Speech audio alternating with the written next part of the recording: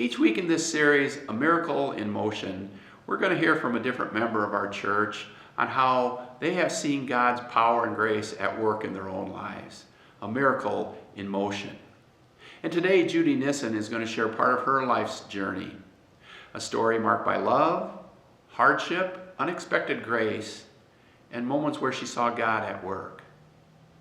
Sometimes miracles don't look like sudden cures or dramatic changes. Sometimes miracles are more like doors that open when others seem closed. Strength and provision given for difficult days. And the gift of time we sometimes take for granted. So as you listen today, I invite you to hear not just Judy's story, but to reflect on where you've seen God at work in your own life. Let's listen to Judy now.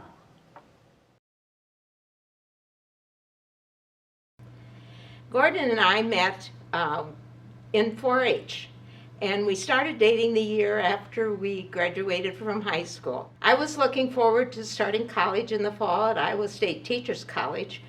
Gordon was waiting a year. He didn't have money to go to school, and he decided he needed to get a job and earn some money. And this was a challenge because we were 250 miles apart.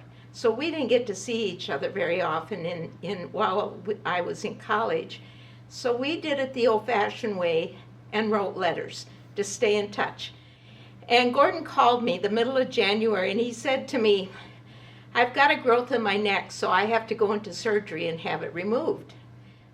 Well, then he called me after the surgery was done, and he was home, and he said, "I've been diagnosed with Hodgkin's disease.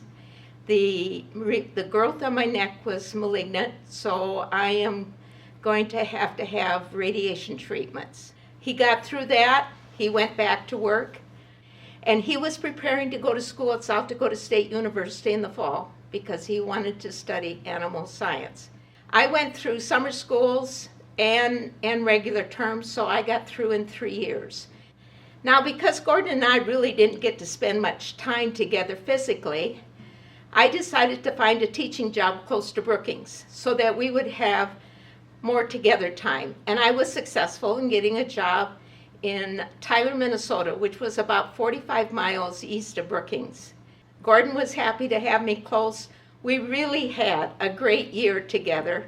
That first year I was teaching, so great, in fact, that we decided to get married in the summer of '64. Things were great. But during the year, Gordon, of course, was commuting to Brookings. He started having trouble with his back. So we went to Sioux Falls. Gordon was admitted to Sioux Valley Hospital. Eventually, they found a growth on his spine, which was a tumor, ended up being malignant. Gordon ended up having radiation treatments because that's how they treated cancer in those days, and extensive physical therapy. So it was the end of June before he even got out of the hospital. In fact, we celebrated our first anniversary in the hospital. Not too exciting, but at least we were together. He continued recovering at home. When Gordon was getting close to graduating from college, he started filling out his job applications. And these job application forms always asked for medical information, which of course he supplied. But he didn't get any interviews. Employers, I think, were looking at these job applications form, saw his medical history, and decided they didn't want to take a chance with him. The exception was the federal government. They didn't discriminate against him, and Gordon got a job with the federal government working for Farmers Home Administration. That was our first miracle, because he got this job and he would be able to utilize his education. Gordon was in Iowa Falls for 8 months and then was transferred to Lamar's, Iowa, where he would be in charge of the Office for Farmers Home Administration. And one of the neat things about being in Lamar's was they had an organization called JC's, which was like a junior chamber of commerce, and they did service projects. They met regularly. This gave Gordon an opportunity to meet more people and provide service for the community.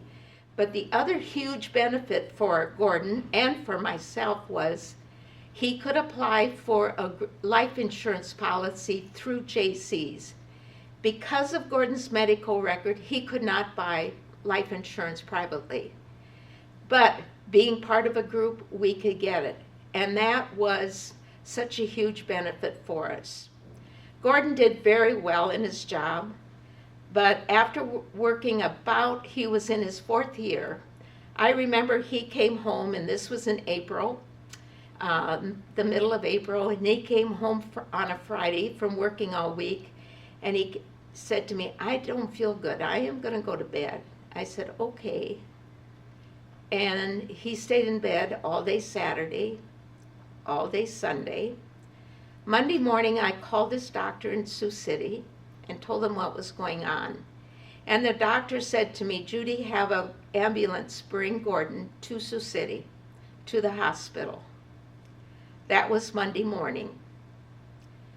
Very early Sunday morning, Gordon died. It was Easter Sunday morning. But those 2 miracles gave Gordon and I almost 7 years together and 2 lovely baby girls. I'm Judy Nissen, and I believe God is still at work.